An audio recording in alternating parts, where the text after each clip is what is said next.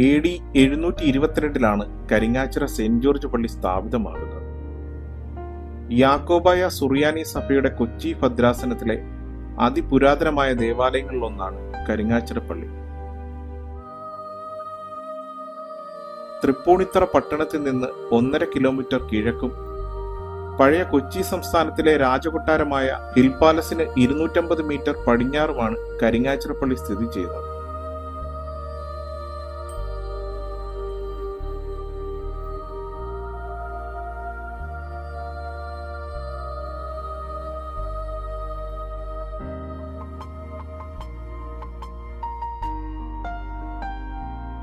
മലങ്കര സഭയുടെ ഏക വിശുദ്ധനായ മാർ ഗ്രിഗോറിയോസ് 1857 സെപ്റ്റംബർ 14 കരിങ്ങാച്ചിറ പള്ളിയിൽ വെച്ച് ഡീക്കണേറ്റിന്റെ 4ാമത്തെ ക്രമമായ കൊറിയോ ആയി നിയമിക്കപ്പെട്ടു.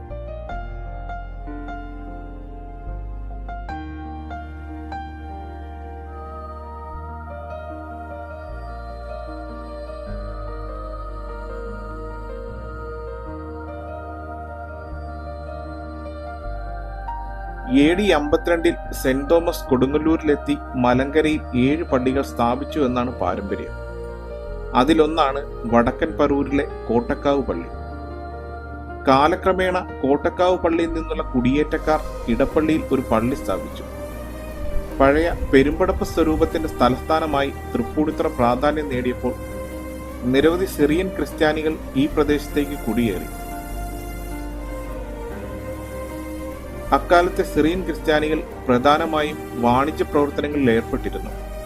രാജ്യത്തിന്റെ ഭരണാധികാരികൾ അവരുടെ പ്രവർത്തനത്തിന്റെ മൂല്യം തിരിച്ചറിയുകയും അവർക്കായി ഒരു പുതിയ അങ്ങാടി തുറന്നുകൊടുക്കുകയും അവരുടെ തലസ്ഥാനത്തേക്ക് കുടിയേറാൻ അവരെ പ്രോത്സാഹിപ്പിക്കുകയും ചെയ്തു.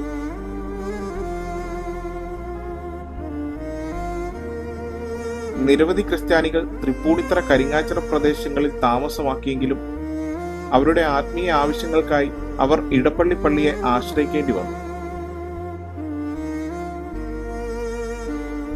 AD 8-ാം നൂറ്റാണ്ടിന്റെ തുടക്കത്തിൽ മാലിയേക്കൽ, പാലത്തിങ്കൽ എന്നീ 2 സിറിയൻ ക്രിസ്ത്യൻ കുടുംബങ്ങൾ ഈ പ്രദേശത്ത് പ്രാധാന്യം നേടി. മാലിയേക്കൽ കുടുംബത്തിലെ ഒരാൾ അപ്രതീക്ഷിതമായി മരണപ്പെടുകയും ഇടപ്പള്ളി പള്ളിയിലേക്ക് ശവസംസ്കാര ചടങ്ങിനായി മൃതദേഹം കൊണ്ടുചെന്നപ്പോൾ മാലിയേക്കൽ കുടുംബത്തിൽ നിന്ന് പള്ളിയിലേക്ക് നൽകാനുള്ള കുടിശ്ശിക ആരോപിച്ച് അവർ മൃതദേഹം പള്ളിയിൽ സംസ്കരിക്കാൻ വിസമ്മതിച്ചു. തിരിച്ചു പോകുമ്പോൾ ആ കാലത്ത് ആൾപ്പാർപ്പില്ലാത്ത സ്ഥലമായിരുന്ന കരിങ്ങാച്ചിറയിൽ മൃതദേഹം സംസ്കരിക്കാൻ അവർ തീരുമാനിച്ചു. ഈ സംഭവം പ്രാദേശിക ക്രിസ്ത്യാനികൾക്കിടയിൽ വലിയ ആശങ്കയുണ്ടാക്കി.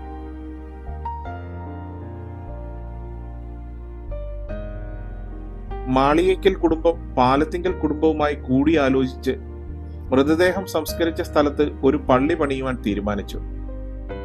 ഇടപ്പള്ളി പള്ളിയുടെ രക്ഷാധികാരിയായ സെന്റ് ജോർജിന്റെ പേരിൽ കരിങ്ങാച്ചിറയിൽ ഒരു പള്ളി സ്ഥാപിക്കപ്പെട്ടു. ഈ പള്ളി AD 722 സ്ഥാപിതമായി എന്ന് വിശ്വസിക്കാൻ തെളിവുകളുണ്ട്.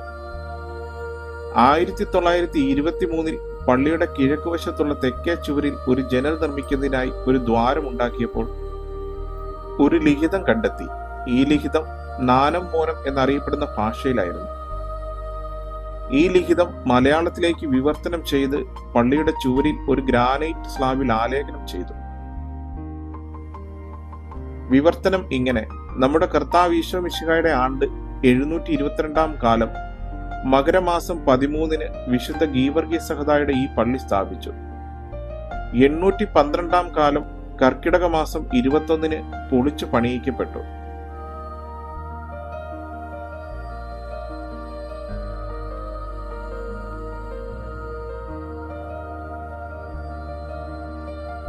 ജോർജിയൻ തീർത്ഥാടന കേന്ദ്രവും പരിശുദ്ധ എൽദോ മാർ ബെസേലിയസ് ബാവയുടെ തിരുശേഷിപ്പിനാൽ അനുഗ്രഹീതവുമായ ഈ ദേവാലയത്തിൽ ആണ്ടുതോറും ഡിസംബർ ആദ്യവാരം നടക്കുന്ന പരിശുദ്ധ എൽദോ മാർ ബെസേലിയസ് ബാവയുടെ ഓർമ്മ പെരുന്നാളിൽ നടത്തുന്ന തമുക്ക് നേർച്ച വളരെ പ്രശസ്തമാണ്.